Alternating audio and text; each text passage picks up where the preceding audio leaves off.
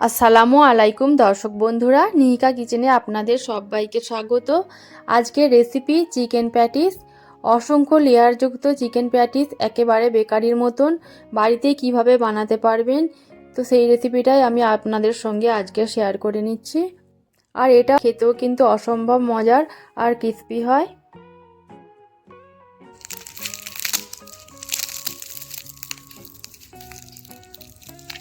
তো চলুন রেসিপিটা দেখে নেওয়া যাক। এর জন্য আমি এখানে 250 গ্রাম ময়দা নিয়ে নিয়েছি, আর এর মধ্যে দিয়ে দিলাম পরিমাণ মতো লবণ আর হাফ চামচ চিনি দিয়েছি।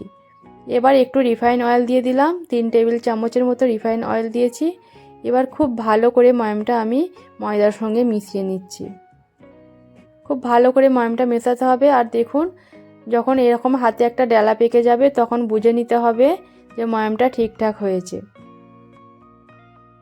এবার অল্প অল্প করে আমি গরম পানি দিয়ে একটা শক্ত ডো তৈরি করে নেব। একটু শক্ত করে মাখতে হবে। প্রথমে অল্প অল্প পানি দিয়ে মাখতে হবে, কারণ বেশি পানি দিয়ে দিলে এটা নরম হয়ে যেতে পারে। আর উপর থেকে আমি কিছুটা সাদা তেল দিয়ে সাইডে একটু মাখিয়ে দিচ্ছি। এবার আমি একটা পলি পেপারের মধ্যে এটা ঢুকিয়ে রেখে দেব আধ ঘন্টার জন্য। আপনারা যে কোনো এয়ারটাইট কন্টেনারের মধ্যেও রাখতে পারেন। তো এখন আমি এটা আধ ঘন্টার জন্য রেখে দিলাম। ততক্ষণ আমি পুরটা বানিয়ে নিচ্ছি। এর জন্য কড়াই আমি কিছুটা পানি দিয়ে দিলাম। আর এখানে আমি 3 থেকে 4 পিস চিকেনকে একটু মিক্সিতে ঘুরিয়ে নিয়েছিলাম। আর এর মধ্যে একটু লবণ আর আদা রসুন বাটা দিয়ে এটাকে সেদ্ধ করে নেব।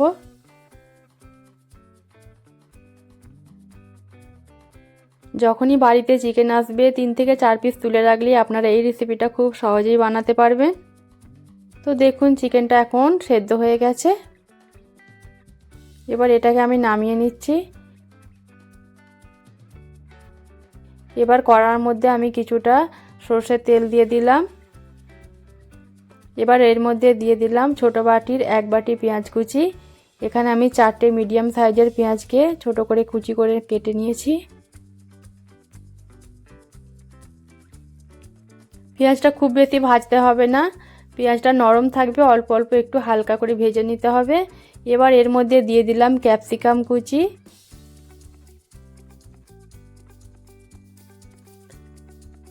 চারটে কাঁচা লঙ্কা কুচি দিয়েছি। ঝালটা আপনারা আপনাদের পছন্দ মতো দিতে পারবেন। সব কিছু নেড়েচেড়ে একটু ভেজে নিলাম। এবার সেই চিকেনটা যেটা কিমা করে রেখেছিলাম আমি সেটা এর মধ্যে দিয়ে দিলাম। এবার সবজির সঙ্গে ভালোভাবে একটু মিশিয়ে নিচ্ছি। দিয়ে দিলাম পরিমাণ মতো লবণ। লবণটা বুঝে দিতে হবে, কারণ চিকেনটা সিদ্ধ করার সময় তো আমরা লবণ দিয়েছিলাম। আর দিলাম কাশ্মীরি লঙ্কার গুঁড়ো 1 চামচ।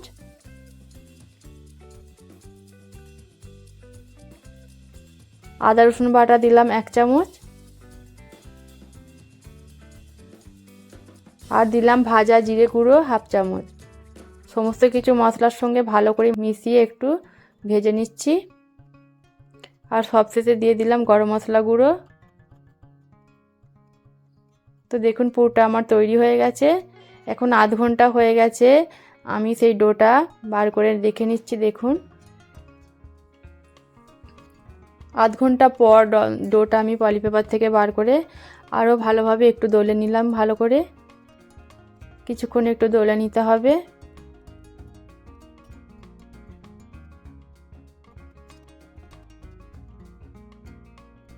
এবার এটা থেকে আমি লেচি কেটে নিয়েছি। তো 250 গ্রাম ময়দার জন্য আমি 5টা লেচি কেটেছি। দেখুন লেচির সাইজটা এইরকম সাইজের 5টা লেচি কেটে নিয়েছি। আর খুব ভালো করে গোল করে নিলাম। এবার আমি এটাকে বেলে নেব। এর জন্য আমি একটু পিঁড়ির মধ্যে তেল মাখিয়ে দিলাম। এবার এটাকে বেলে নিচ্ছি। যতটা সম্ভব পাতলা করে এটা বেলে নিতে হবে। প্রত্যেকটা রুটিকে আমি একইভাবে বেলে নিয়েছি। আর এখানে আমি একটা বাটির মধ্যে 4 চামচ নিয়েছি রিফাইন অয়েল, আর 3 চামচ দিয়ে দিলাম কর্নফ্লাওয়ার। এবার কর্নফ্লাওয়ারের সঙ্গে রিফাইন অয়েলটা খুব ভালোভাবে মাখিয়ে নিলাম। এবার যে কর্নফ্লাওয়ারটা আমি মাখিয়েছিলাম সেটা রুটির মধ্যে ভালোভাবে মাখিয়ে দিতে হবে। আর উপর থেকে কিছুটা শুকনো আটা ছড়িয়ে দিতে হবে। তো তো প্রথমেরটা আমি দেখিয়েছিলাম, ওটা স্কিপ হয়ে গেছে, আমি আবারও একটা দেখিয়ে দিচ্ছি। দেখুন, কর্নফ্লাওয়ার আর রিফাইন অয়েলের মিশ্রণটা প্রথমে মাখিয়ে দিলাম আর শুকনো আটা উপর থেকে ছড়িয়ে দিলাম। প্রত্যেকটা রুটি একইভাবে পরপর এর উপরে উপরে দিয়ে যেতে হবে। 4টে রুটি পরপর আমি দিয়ে দিয়েছি। আর প্রত্যেকবার কিন্তু কর্নফ্লাওয়ার আর রিফাইন অয়েলের যে মিশ্রণটা করেছিলাম সেটা দিয়ে মাখিয়ে দিয়ে তারপরে শুকনো আটা ছড়াতে হবে। একইভাবে 5টা রুটি আমি পরপর সাজিয়ে নিয়েছি। এবার দেখুন, এটাকে আমি ভাঁজ করে নিচ্ছি। এইভাবে ভাঁজ করে নিলাম আর এর উপরেও কর্নফ্লাওয়ার আর শুকনো আটা দিতে হবে। প্রত্যেকটা ভাঁজে ভাঁজেই কিন্তু দিতে হবে। আবারও একটা ভাঁজ করে নিচ্ছি আর এর মধ্যেও দেখুন আমি ওইটা মাখিয়ে নিচ্ছি। কর্নফ্লাওয়ারের যে ডোটা আমি তৈরি করেছিলাম সেটা মাখিয়ে আর শুকনো আটা ছড়িয়ে দিচ্ছি।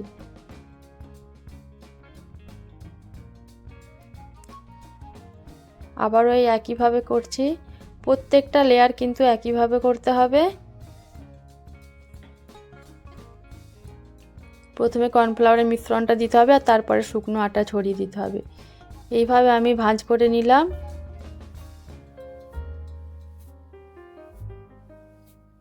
আপনারা নিশ্চয়ই বুঝতে পেরেছেন ভাঁজটা কেমনভাবে করেছি।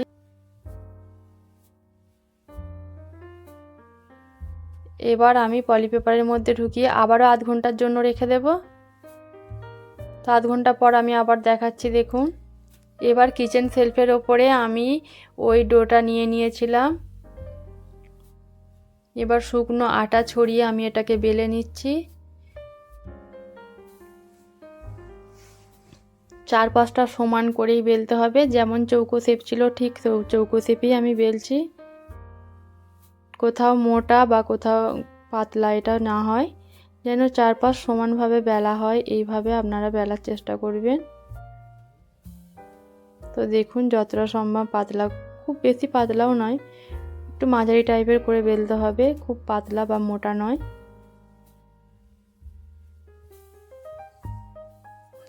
যদি আপনাদের বাড়িতে এরকম কিচেন শেলফ না থাকলে তাহলে কোনো টেবিলের ওপরেও আপনারা এটা বানাতে পারবেন।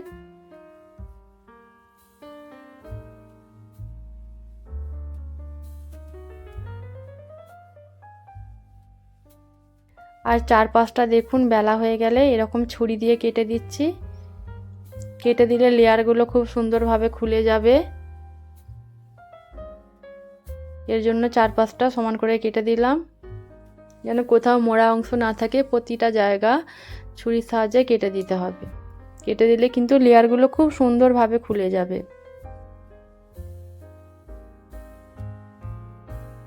এবার ছুরি দিয়ে আমি এটাকে সমান চৌকো পিস করে কেটে নিচ্ছি।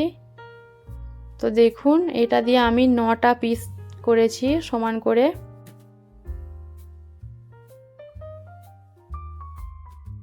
চৌকো শেপ দিয়ে আপনারা আপনাদের পছন্দ মতো সাইজ করে কেটে নিতে পারবেন।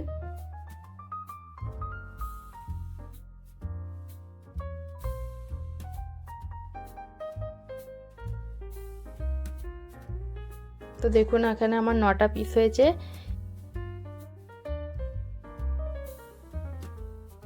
এবার আমি একটা পিস তুলে নিলাম আর এর মধ্যে চিকেনের সেই পুরটা তৈরি করেছিলাম সেটা দিয়ে দিলাম। এর মধ্যে মাঝ বরাবর দিয়ে দু সাইড থেকে ভাঁজ করে মুড়ে দিতে হবে। আপনারা একটু ভালো করে দেখুন, তাহলেই বুঝতে পারবেন কিভাবে আমি ভাঁজটা করছি।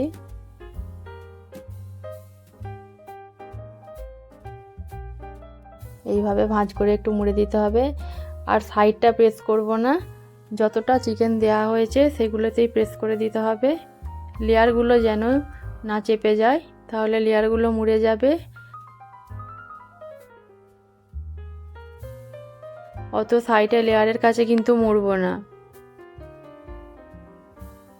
দেখুন আমি কিভাবে এটাকে তৈরি করছি, দেখলে আপনারা বুঝতে পারবেন। তো একটা হয়ে গেল, আমি আবারও একটা দেখিয়ে দিচ্ছি। মাঝ বরাবর প্রথমে আমি পুরটা দিয়ে দিলাম।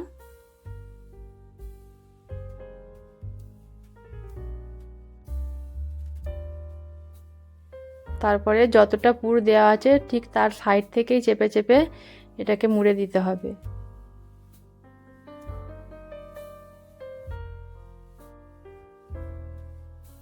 তো একইভাবে আমি সমস্ত পুরগুলো ভরে নিয়েছি। আর সাইড থেকে যেগুলো কেটে নিয়েছিলাম ওইগুলোও ফেলে দেব না, এগুলোকে ছুরি দিয়ে ছোট ছোট পিস করে কেটে নিচ্ছি।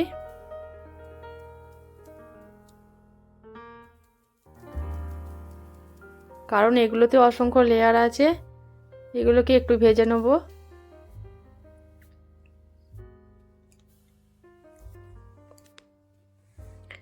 এবার কড়াইয়ে আমি সাদা তেল গরম করে নিয়েছি। তেলটা প্রথমে খুব ভালোভাবে গরম করে নিতে হবে, তারপরে লো টু মিডিয়াম করে প্যাটিসগুলোর মধ্যে ছাড়তে হবে।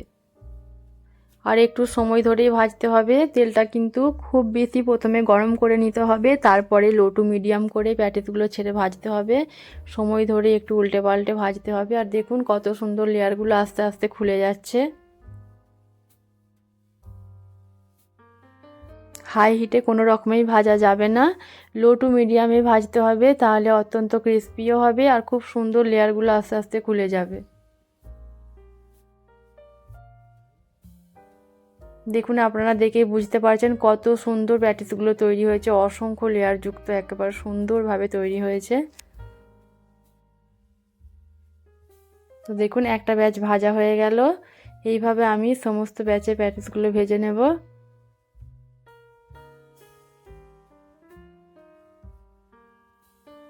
তো দেখুন সমস্ত প্যাটিসগুলো আমি ভেজে নিয়েছি, আর কত সুন্দর লেয়ারযুক্ত, একেবারে বেকারি স্টাইলে, খেতেও কিন্তু বেকারির মতোই অসম্ভব সুন্দর হয়। তো আপনারা অবশ্যই এটা ট্রাই করবেন বাড়িতে। আশা করি ভিডিওটা আপনাদের ভালো লেগেছে। ভালো লাগলে লাইক কমেন্ট শেয়ার করতে ভুলবেন না। আমার চ্যানেলে নতুন বন্ধু হয়ে থাকলে চ্যানেলটা সাবস্ক্রাইব করে দেবেন। আর যারা আগে থেকেই সাবস্ক্রাইব করেছেন তাদেরকে অসংখ্য ধন্যবাদ। আমি একটা প্যাটিস ভেঙে দেখাচ্ছি, আপনারা এই শব্দটা শুনলেই বুঝতে পারবেন কত সুন্দরভাবে প্যাটিসটা তৈরি হয়েছে।